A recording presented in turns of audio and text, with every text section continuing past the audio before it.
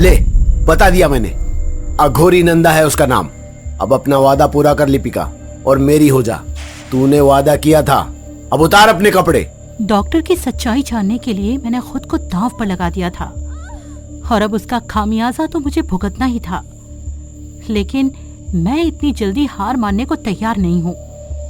Dock अब मेरी कहानी के इशारे पर चलेगा और मैं उसे अपनी ही कहानी में फंसाकर राख कर देना चाहती हूँ। इसीलिए मैंने डॉग की हवस को और बढ़ाना चाहा, ताकि उसका दिमाग मेरे शरीर पर रहे, ना कि मेरे दिमाग पर। डॉग, आपको पता है आगे इस कहानी में क्या होने वाला है? तुम मेरी होने वाली हो लिपिका। अब तो आपकी शक्तियों को देखकर मैं भी आपकी होना चाहती हूँ डॉग। इतना कहते ही मैंने अपने ऊपर के बचे कपड़े उतार दिए। अब डॉक्टर की आंखों में मेरे नंगे जिस्म को देखकर उठी हवस को मैं साफ देख पा रही हूँ। वो मुझे इस कमरे में नोच लेना चाहता था, लेकिन मैंने कहानी में थोड़ा ट्विस्ट ला दिया और उससे कहा, मैं तो पूरी तरह आपकी होना चाहती हूँ डॉग, लेकिन इसको थोड़ा मज़ेदार बनाते हैं ना। आप जैसे ही मुझे अघोरी नंदा की कहानी बता दोगे, वैसे ही मैं आपको एक शिकार की तरह बिस्तर पर बिछी मिलूंगी। अघोरी नंदा का नाम सुनते ही डॉक्टर किसी शैतान की तरह तिलमिला उठा और जोर जोर से चिल्लाने लगा, नंदा नंदा नंदा, सुनाई देता हूं मैं तुझे उसकी कहानी। इतना कहते ही डॉक्टर ने हाथ में पकड़ी मशाल को जमीन पर दे मारा और कमरे में चारों तरफ आग फैल गई। और तभी गुस्से में डॉक्टर ने अपनी कहानी शुरू कर दी। वो रात मेरी जिंदगी की सबसे काली रात थी। नशे की हालत में मैं पागलों की तरह गाड़ी चला रहा था और सीधे नदी के किनारे बसे शमशान में जा पहुंचा। कई चिताओं की अग्नि अभी भी वहां ठंडी नहीं हुई थी। मैं उन्हीं में से एक चिता के पास जाकर खड़ा हो गया। दूर खड़े एक आदमी ने मुझे आवाज दी, कौन हो तुम? उस चिता से दूर हट जाओ। लेकिन मैं राख होने ही तो आया हूँ। क्या कहा तुमने? तुम कौन हो? इस शमशान का रखवाला। मुर्दों को भी रखवाली की जरूरत होती है क्या? ज्यादा रोब ना बतियाओ बाबू, क्या काम है वो बताओ। एक चिता सजा दो। ना ढोल न ताशा न किसी की अर्थी, तो चिता किसकी सजा दूं? मेरी। अरे पगला गए हो का?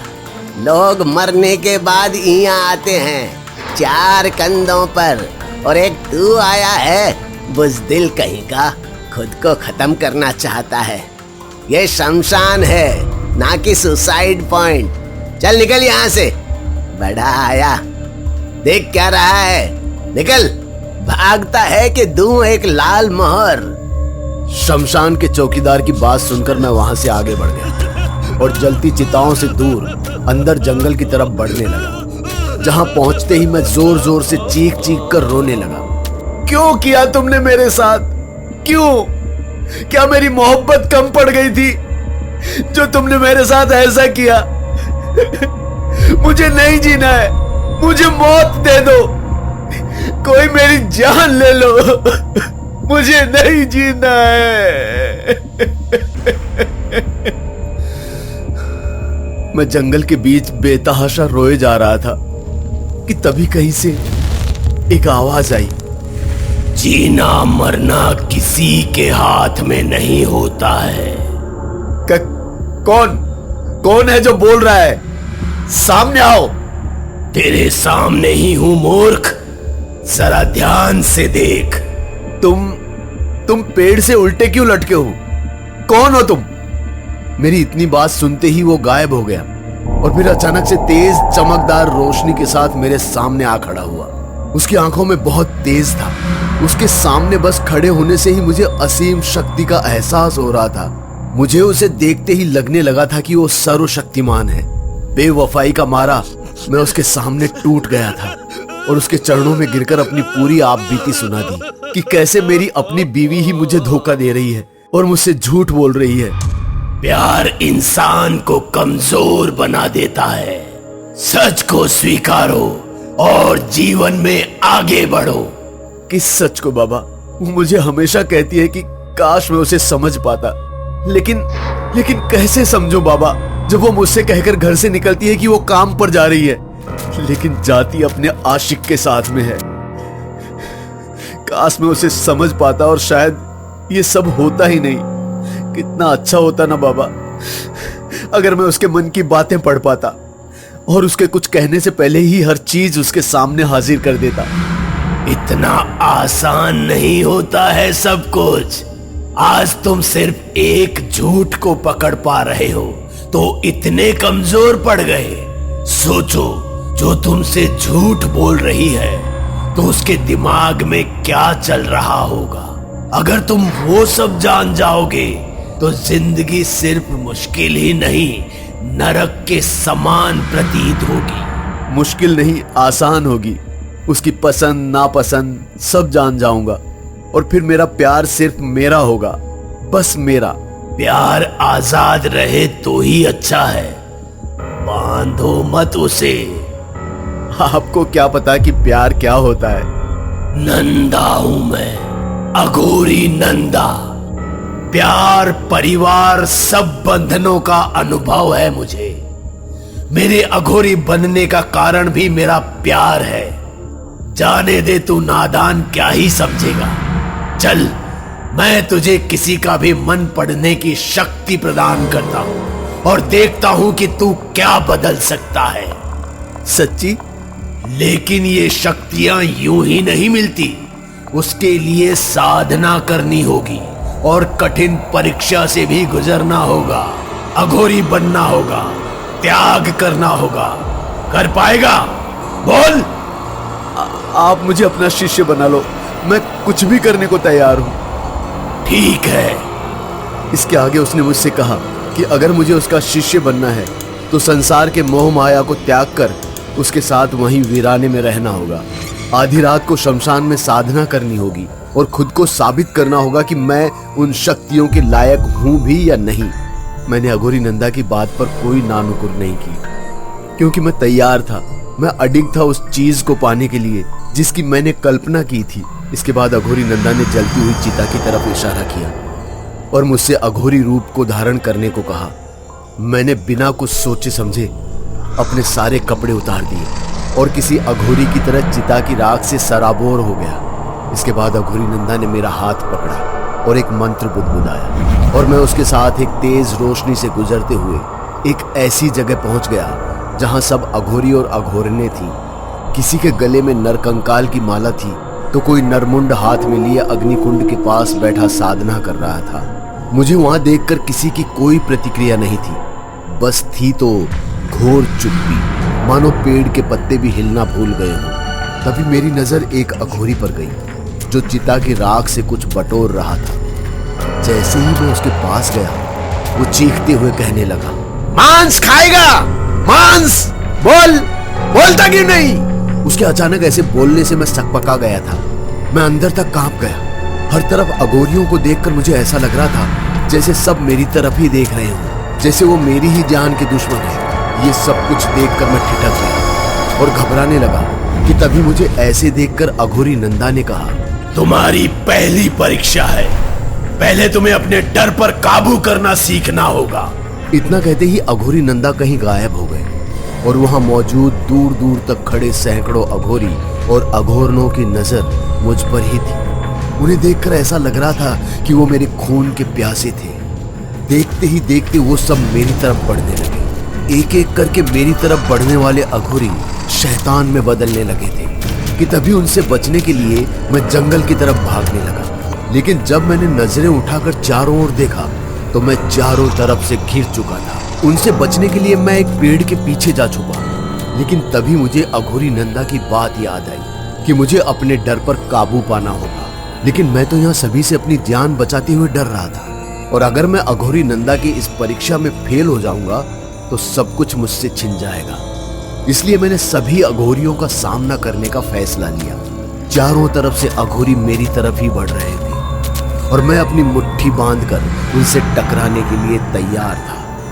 फिर जैसे ही वो मेरे करीब आकर मुझ पर चिल्लाने लगे, मैंने उनसे भी तेज चिल्लाकर उन पर हमला कर दिया। और एक ही पल में सारे अघोरी जो शैतान बनकर मेरे पीछे पड़े थे वो एक एक करके धुआं हो गए। अब इस बियाबान जंगल में मैं अकेला था, दूर दूर तक कोई नहीं था, बस बेचैन कर देने वाली आवाजें। तभी ऐसा लगा कि मैं किसी अंधकार में खो रहा हूं। मुझे समझ में नहीं आ रहा था कि ये कैसा माया जाल था। अचानक से उस अंधकार में एक तेज रोशनी फैली और अघोरी नंदा मेरे सामने आकर प्रकट हो गए। उनकी परीक्षा में मैं उत्तीर्ण हो गया था और अब बारी थी उस साधना की जिससे मुझे असीम शक्तियां प्राप्त होने वाली थी। अब मैं रोज अघोरी नंदा के साथ आधी आधी रात में साधना किया करता था और लगभग 21 दिनों की कठोर तपस्या के बाद मुझ में वो शक्तियां आ गई जिनकी मुझे तलाश थी। मैं अघोरी नंदा का आशीर्वाद लेकर वापस अपने घर लौट आया। मेरी बीवी घर पर नहीं थी। मुझे पता था कि वो जरूर अपने आशिक के साथ गई होगी।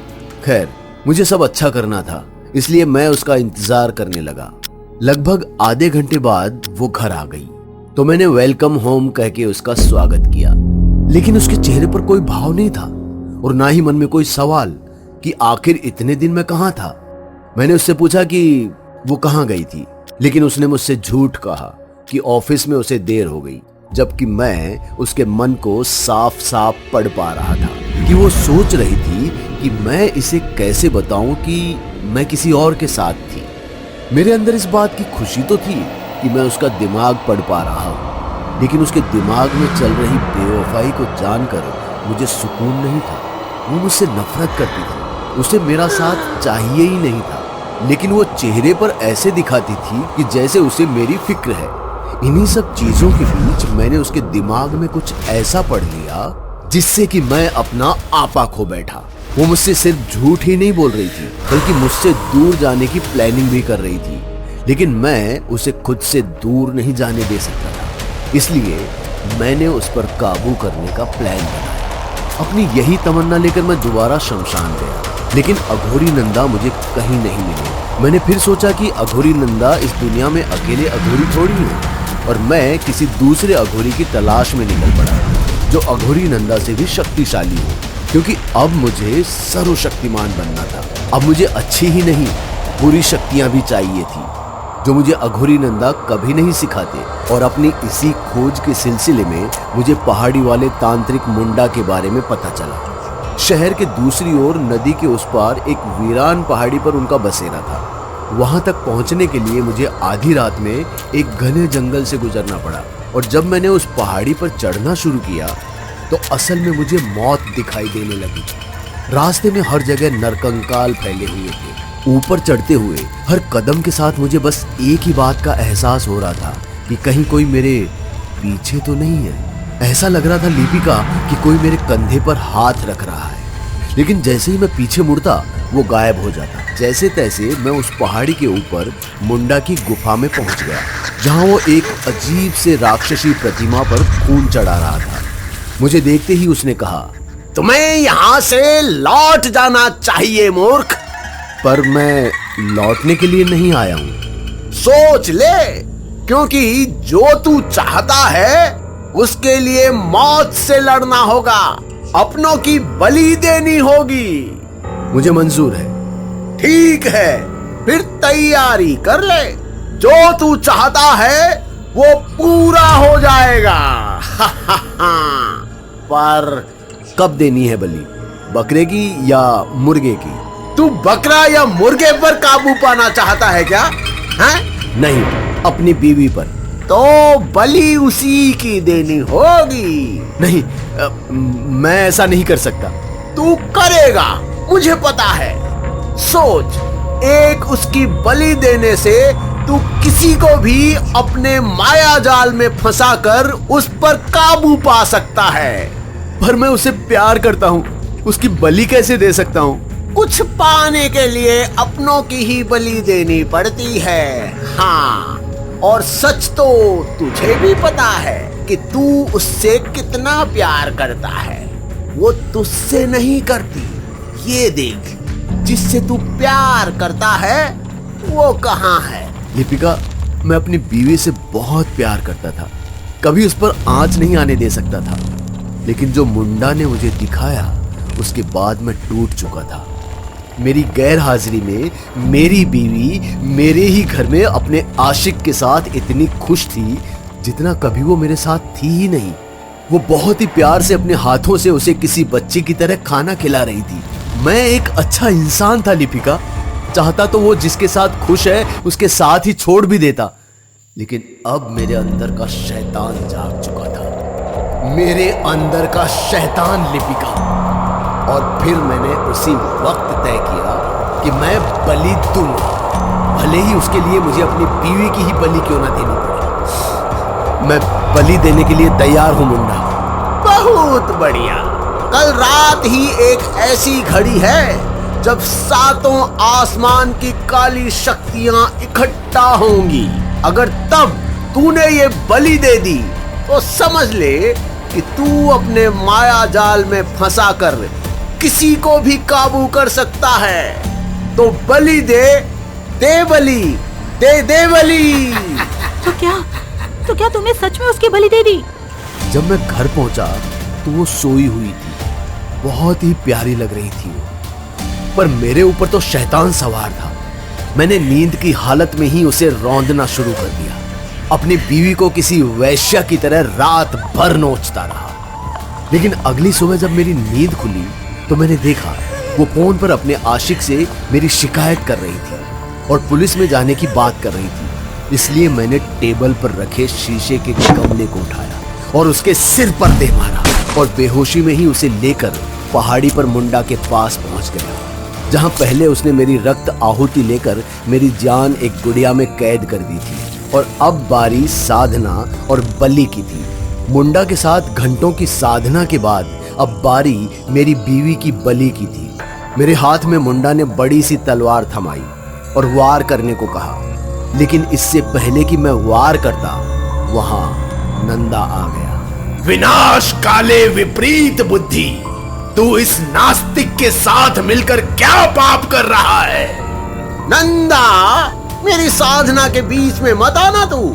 लड़के, अगर तूने ये बलि दी तो तुझे जलाकर राख कर दूंगा। तू इसका कुछ नहीं बिगाड़ पाएगा नंदा, कोशिश करके देख ले।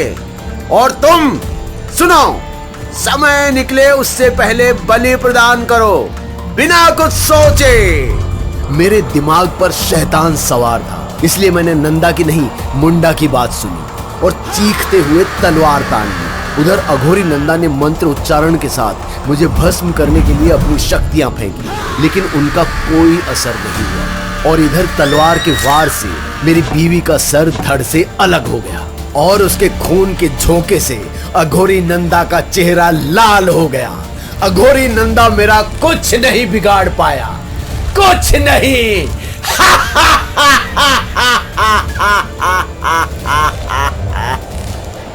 शैतान की बातें सुनकर मैं अंदर से कांप गई, लेकिन मुझे समझ नहीं आ रहा कि आखिर अघोरी नंदा इसके आगे कमजोर कैसे, क्यों उनकी शक्ति इस पर खाली चली गई। फिर इसके बाद आगे कहानी में क्या हुआ और अब मेरा क्या होगा, ये सब कुछ देखेंगे आप माया जाल के अगले भाग में।